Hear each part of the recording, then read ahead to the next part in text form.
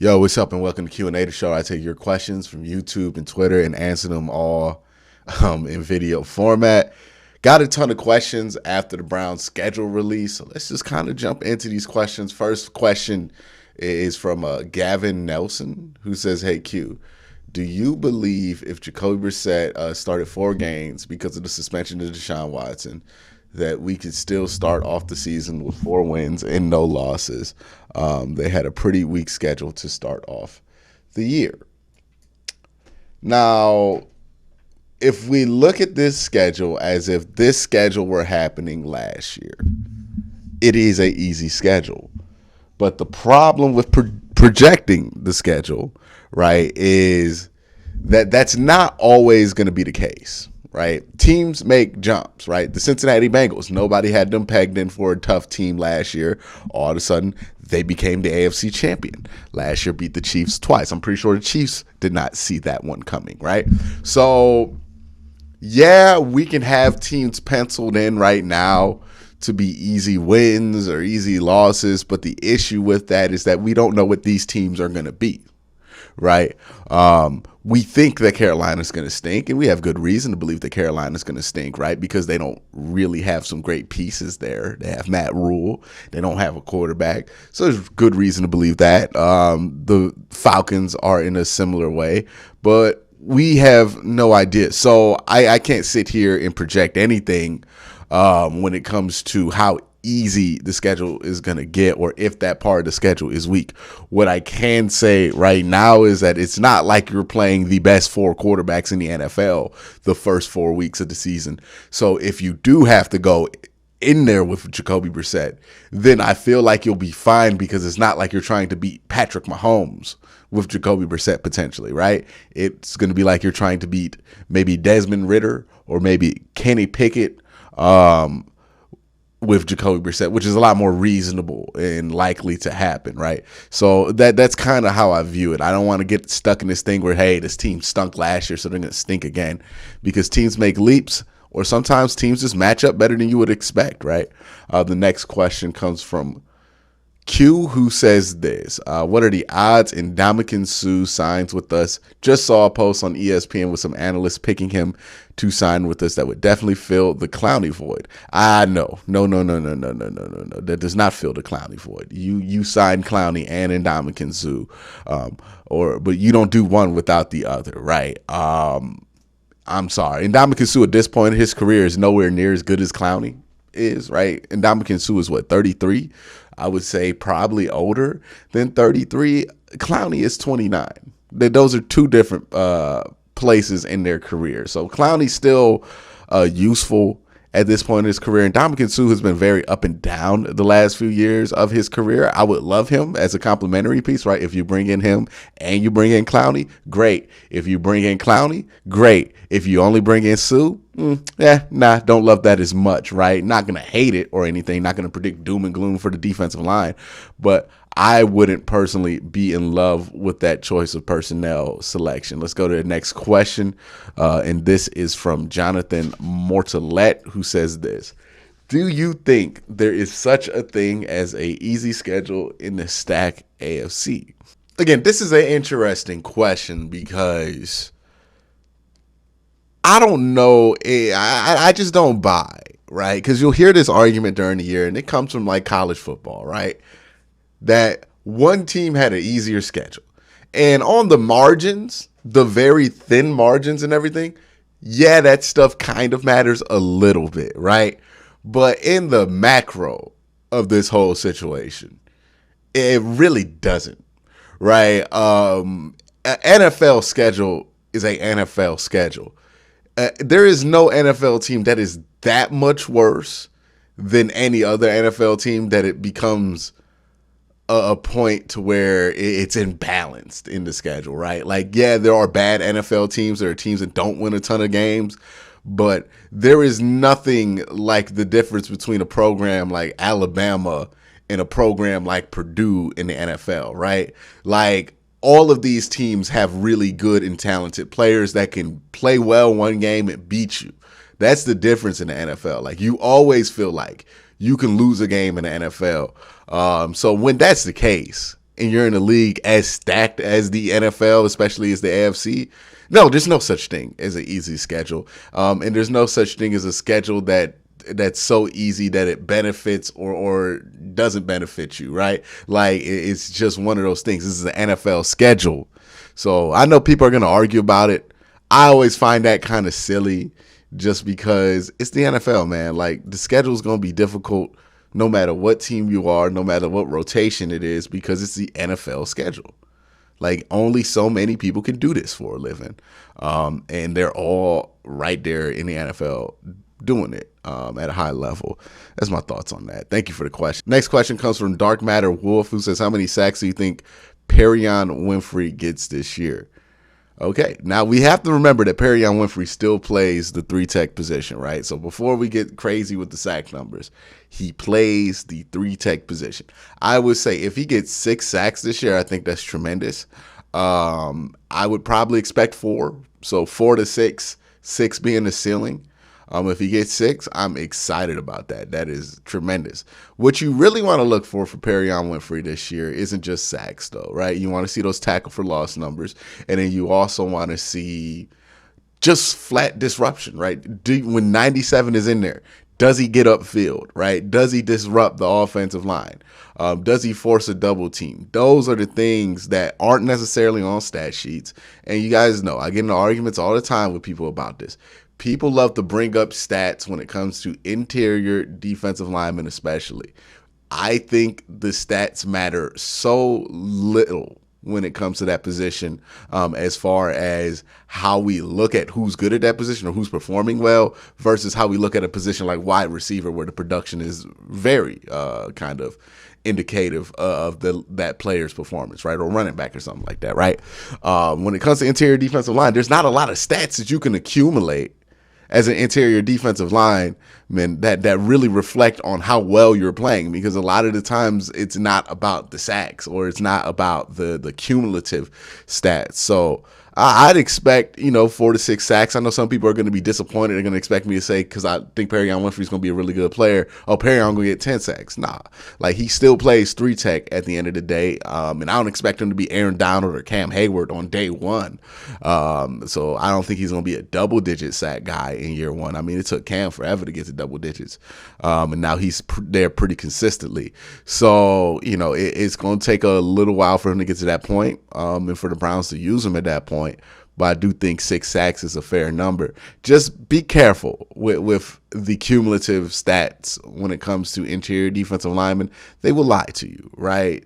And they're not always the best metric to go off of, I would say. I think there's a lot of other things, and I think a lot of just defensive line scouting is just knowing what you're looking for and knowing what you want to see, right? And that's really, you just have to do the dirty work when it comes to trying to evaluate these guys in the trenches. There's no way around it. There's no PFF score that's going to be a cheat code for you. Like, unless you go in and watch these dudes on the trenches, you're not going to know how good or how bad they are.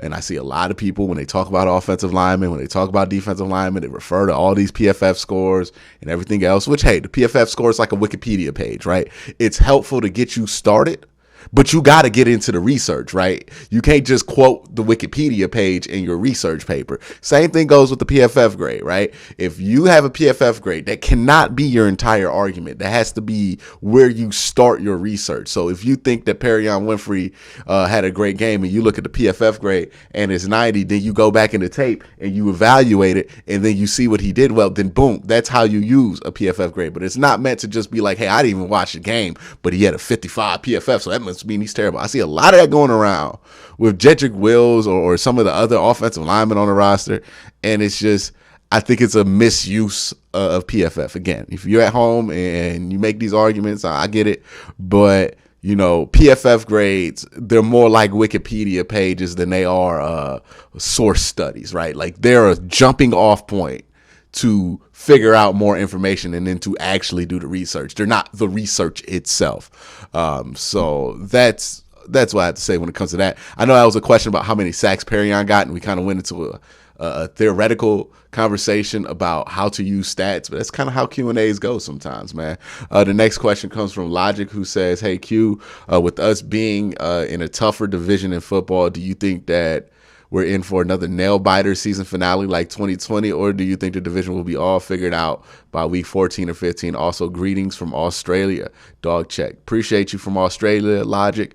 I think it's going to be a battle at the end of the year just to get in the wild card. It's going to be a battle at the end of the year to win a division. You know, it could be very likely that 11 games can get you into the division and win your division, but it might not get you into the wild card some years, right? It could be very possible that you could go from the 2 seed because you won your division and all the tiebreakers off of one game versus, you losing that one game and all of a sudden you the 7th seed, right? So yeah, I think it's going to be like that. The level of competition that's in the AFC is crazy right now. It's a good thing for the fans at home, but as far as like for individual team, it's going to be more difficult to make things happen. And this is another example of it. Like I think the days of like 3 teams chilling out by week 15 because they already won their division, I think that's over with in the AFC for a little while. I think it's going to be a difficult one going forward. But thank you for the question, Logic. Next question comes from Sean, who says this. Sean says, I was wondering, why do you put so much stock into the Senior Bowl? Now, this jumps into why, kind of how I evaluate things and kind of what I was talking about earlier, right? So Sean wants to know why I put a lot of stock into the Senior Bowl. One, you get to see, especially for the interior linemen and interior defensive linemen, you get to see really good players from all kind of schools go up 1-on-1, 5-on-5, 2-on-2, 3-on-3s every day for like 3 days. And I think you figure out a lot about those kind of players. I think for defensive linemen, like and offensive linemen, you need to see them practice because it'll tell you a lot about how good of a player they're going to be or how capable they are of playing in the NFL in such a rough position like defensive and offensive line, because there's a level of fight that you need to have in there, right? And when you get to watch the Senior Bowl and you get to watch them pit these guys up in fights, basically, I mean, not fights, but in these drills, you get to find out a lot about the players. And I think a lot of teams value having that insight, being able to watch these guys practice, being able to see what kind of influence they're going to have on their teammate. I think the Senior Bowl is probably the most underrated evaluation tool that next to the East-West Shrine game that people in this community, in the NFL community, kind of take for granted, right? We put so much attention on the combine or on these Spark scores, on these RAS scores, and look, they have their purpose. I'm not saying they're useless or anything like that, but they're limited, right? They're based on a lot of context, right? They can be thrown off. Because the context of those numbers aren't necessarily about playing football. It's about the potential for a player, right? When you're looking at the Senior Bowl, you don't have to project if Perion Winfrey can play 3 tech, because at the Senior Bowl, you could just put him up against 3 tech against a bunch of players who are going to get drafted on the first 3 days of the draft and see how he holds up, right? That's the value of the Senior Bowl, right? You get to put these football players in football situations while playing football to evaluate how they could play for your football team. Tell me, is there any other pre-draft thing that gives you more pertinent football context information than the Senior Bowl? We don't pay attention to it like the combine, mainly because it comes on early in the process, right? This happens in January where there's still games going on in the NFL, but think about that. We put a lot of attention into the combine. That has nothing to do with football. We put a lot of attention into pro days. It has nothing to do with football. The one pre-draft, the pre-draft thing that has everything to do with football are these all-star games. And we don't pay attention to them enough.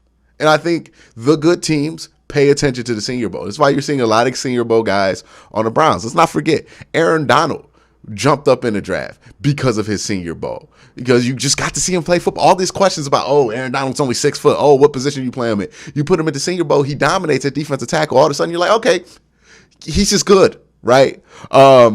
Again, it allows us to be free of all this other stuff and just watch how good a dude can play football and what you want him to play in football against other players who are really good at football.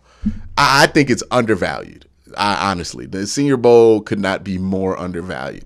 Every year, players have great Senior Bowls. They don't have great testing numbers, and then they drop in the draft, and then they play in the NFL, and then they end up being good. And it's like, because the one time you got to see them play football, you ignored it in this pre-draft process. But that's just my take on it. The next question comes from Pee Wee the Great, who says, do you think that Sunday Night Football is now more prestigious than Monday Night Football? I don't know. Sunday Night Football has just always been more prestigious than Monday Night Football, in my opinion, right? Because it's Sunday Night Football. It's the NBC game. It's a night game on football night. So it's always been like that for me. Like Monday Night Football, it's nice, but like it's not as nice as having that last game on Sunday, right? Because it's more or less like you're the finishing meal of the football buffet, right? You got the 1 o'clock games, you got the 4 o'clock games, and then you wait a couple minutes, and then you are that 8 o'clock game, the most watched game of the night. Monday nights are weird because it's like you go through Sunday and you're not watching the game, and then it's like, okay, now we play on Monday, but it's like weird because people work. Yeah, I always thought Sundays were more prestigious than Mondays. I thought that was always the case. Maybe back in the day when Monday Night Football was on ABC, it wasn't the case, but especially now that it's on ESPN, it's kind of simulcast. Yeah. The next question comes from Denzel, who says, will the Steelers be much better than we are expecting? It depends on what you're expecting from the Steelers, right? If you think the Steelers are going to be an 8-win team, they'll be an 8-win team. If you think the Steelers are going to win 5 games, they'll be an 8-win team. If you think the Steelers are going to win 12 games, they're probably going to be an 8-win team, right? 8 to 9 wins. I think they'll go single-digit losses, single-digit wins. I don't expect them to be awful. I also don't expect them to be exceedingly great, but they will be a single-digit team, right? 8 to 9 wins and losses, both ways, right? And that's where I think the Steelers will be. But that's it for this week's Q&A. Again, guys, thank you guys for asking all of these questions. You guys have a great day and have a good night. Meow, meow. You want to let me hit